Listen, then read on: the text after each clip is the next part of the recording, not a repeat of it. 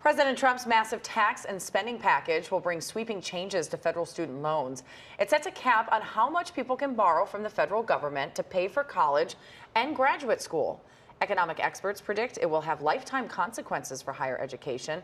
So what does this mean for borrowers? Well, to break it all down, we're joined by Lesley Turner. She's an economics and public policy associate professor at the University of Chicago. Thank you for being with us this morning.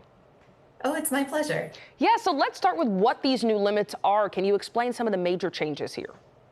Right. So this bill eliminates the Grad Plus federal loan program, which was created almost 2 decades ago. And Grad Plus allowed students to borrow up to the total cost of attendance. So this is tuition fees and estimated living expenses completely through federal loan programs. Grad students will still have access to federal loans, but they will face strict limits on the amount they can borrow, both on an annual basis and on a lifetime basis. Going forward, students will be grouped into 2 categories. So those who are attending graduate programs can borrow $20,500 on an annual basis, and those who are in professional programs can borrow $50,000 on an annual basis. And lifetime caps are $100,000 and $200,000 respectively. Okay, so this is what I'm having trouble with. So lawyers, doctors, and dentists are most likely to be impacted by the new limits. We already are seeing foreign students not going to be able or don't want to come over into higher education in a lot of those fields. So now if our Americans cannot afford to do this, how is this going to reshape higher education in these fields where we definitely need people? Right. So students will still be able to go to private student loans, but in contrast to federal loan programs, not all students will be able to take out private student loans, and many of them will face higher interest rates. And so to the extent that doctors, dentists, veterinary students are not able to afford their programs and can't access private student loans, we'll see reductions in the number of professionals coming out of these programs. Okay, and then what options do student borrowers have once this goes into effect? Is it just that if you can't afford to borrow enough, then you can't choose to be a doctor or a lawyer, or there's some wiggle room somewhere?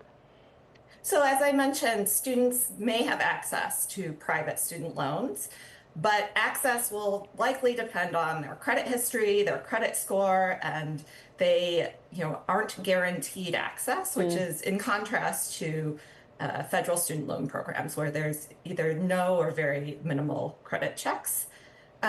So in addition to looking at private student loan options, the other thing that prospective students should really consider is shopping around for lower priced options. There's a huge amount of variation in the cost of graduate programs, and this information is maybe harder to see than typical prices for undergraduates. So an example that I like to give is in your area, University of Southern California's Master's in Social Work programs, students leave with typical debt of about $125,000 and have typical earnings of about $70,000 a year. But if you go about 10 miles down the road to Cal State Los Angeles and look at students completing the Master's in Social Work program there, their typical debt is $30,000 and their typical earnings are about $88,000. And so these are 2 programs that, at least on their face, lead to pretty similar earnings, but have dramatically different levels of debt, likely due to differences in the cost of these programs. And so to the extent that there are other options available, this may not always be the case, but in large metropolitan areas, it often is. It will now really be important for students to consider all of those options and their costs. It is interesting to see just the differences, as you said, just a few miles. But some say there could be a benefit to these limits, and that universities will have to really take a look at those sky-high tuition costs. Could some schools actually end up having to lower tuition or increase aid? So that is definitely something that could happen. I have a research study that actually looks at the creation of the Grad Plus loan program in 2006. And we do find that in programs, graduate programs where borrowing increased by relatively more when students got access to this new loan program, prices also increased by relatively more. I would be cautious, though, to take these findings and apply them to the current situation for two main reasons. The first is that this new law doesn't just take us back to 2006 by eliminating Grad PLUS.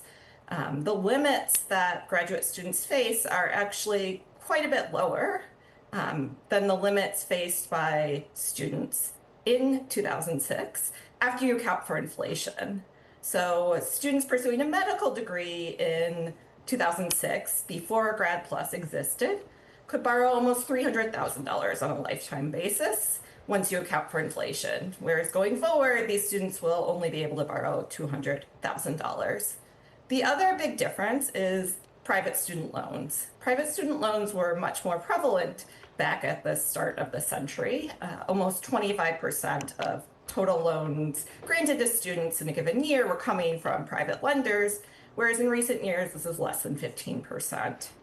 And so while it is possible that schools will choose to lower the prices of their programs, another possibility is that schools will just decide to eliminate programs altogether. All right, Okay. Lesley Turner, there's Yeah, so much so to much. consider here and see how this will change the education landscape. Thank you for being with us this morning. My pleasure.